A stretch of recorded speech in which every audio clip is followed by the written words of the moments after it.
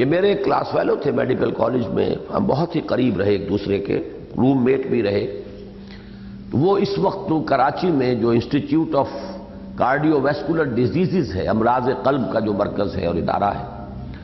اس میں وہ نمبر 2 ہے، یعنی ٹاپ پر جو صاحب ہے اس وقت لیفٹیننٹ جنرل نجیب، وہ بھی میرے کلاس فیلو ہیں، اور نمبر 2 جو ہے اس وقت جو ایسوسیٹ پروفیسر ہیں ڈاکٹر سید اسلم، وہ بھی کلاس فیلو ہیں۔ تو یہ سید اسلم صاحب کی بات میں آپ کو سنا رہا ہوں۔ یہ مجھ سے کہا کرتے تھے اس زمانے میں کہ اگر آپ اس جماعت اور اس کی تحریک کی طرف نہ آ گئے ہوتے تو آپ شراب اور موسیقی میں غرق ہوتے۔ یہ مزاج کا میرا ان کا مشاہدہ تھا کہ میرا مزاج اس طرح کا تھا کہ پھر یہ کہ تو اب اس سے اندازہ کیجئے کہ خود مجھے بھی احساس تھا کہ اللہ تعالیٰ نے کہاں کہاں سے بچایا ہے، کن کن راستوں پر چلنے سے اللہ نے کس کس چیز کو ذریعہ بنا دیا ہے روکنے کا۔ تو وہ احسان مندی کا ایک مسئلہ، جس کے ذریعے سے بھی ہو، جس کو بھی اللہ تعالیٰ ہدایت تو اللہ دیتا ہے لیکن ذریعہ تو بناتا ہے کسی کو۔ جیسے کہ حضور کی وہ حدیث ہے، حضرت علی سے آپ نے فرمایا لَأَن يَهْدِيَ اللَّهُ بِكَ رَجُلًا وَاحِدًا خَيْرٌ لَكَ مِنْ حُمُرِ النَّعَمِ، کہ اے علی اگر تمہارے ذریعے سے اللہ کسی ایک شخص کو بھی ہدایت دے دے، بڑی پیاری حدیث ہے، ہدایت دینے والا اللہ ہے، تم نہیں دے سکتے، لیکن تمہارے ذریعے سے اگر اللہ کسی کو ہدایت دے دے تو تمہارے لیے یہ سرخ اونٹوں سے بڑی دولت ہے۔ تو یہ ایک احسان مندی، تو یوں سمجھیے کہ پہلا سٹیپ تھا خالص عقیدت اور مربوبیت، دوسرا ہے محبت اور احسان مندی۔ آخر کار اس پر افسوس، ہمدردی اور حسرت کا رنگ غالب آ گیا، اور قلب کی گہرائیوں میں کم از کم احسان مندی کے احساسات بتمام و کمال عود کر آئے۔ میری پیش نظر تحریریں چونکہ ان 3 ادوار میں سے درمیانی دور سے تعلق رکھتی ہیں، لہذا ان میں تلخی کا رنگ بہت نمایاں ہے، جس کے لیے میں مولانا مرحوم کے تمام محبین و معتقدین سے بھی معذرت خواہ ہوں، اور مجھے یقین ہے کہ اگر سن 79 میں امریکہ میں مولانا سے میری وہ ملاقات ہو جاتی، جس کی ایک شدید خواہش لیے ہوئے میں وہاں گیا تھا، تو میں ان سے بھی معافی حاصل کر لیتا۔ یہ سن 79 میں پہلا میرا سفر تھا امریکہ کا، میں جا رہا تھا، تو ابھی مجھے امریکہ کا جغرافیہ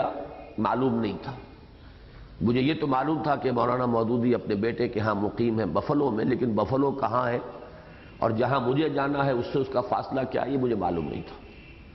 لیکن دل میں خواہش تھی کہ مولانا سے ملاقات وہاں کی جائے۔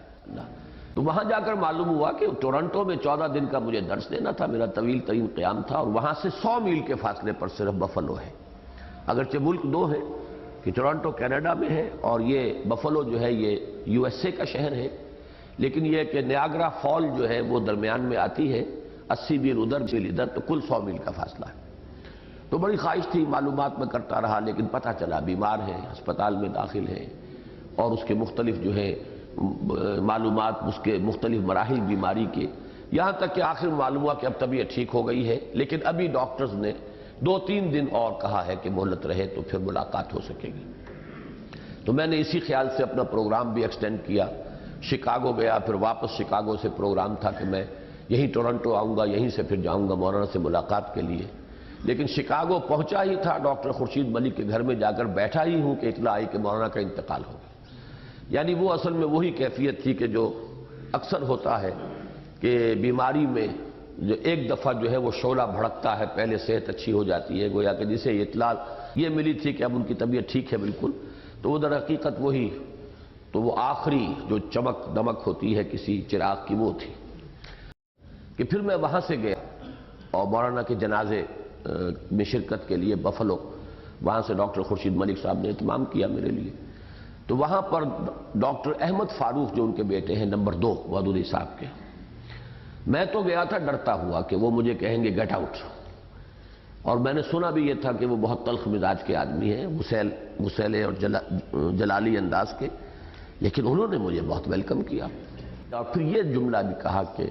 ابا جان بھی آپ سے ملاقات کے بہت خواہش مند تھے، لیکن میں کیا کروں کہ ان کے معالجین نے سختی کے ساتھ منع کیا ہوا تھا کہ کوئی ملاقات نہ کرے سوائے قریبی رشتہ دار کے۔ تو اس سے یہ کہ مجھے اطمینان ہوا، وہ میں ابھی بتا رہا ہوں۔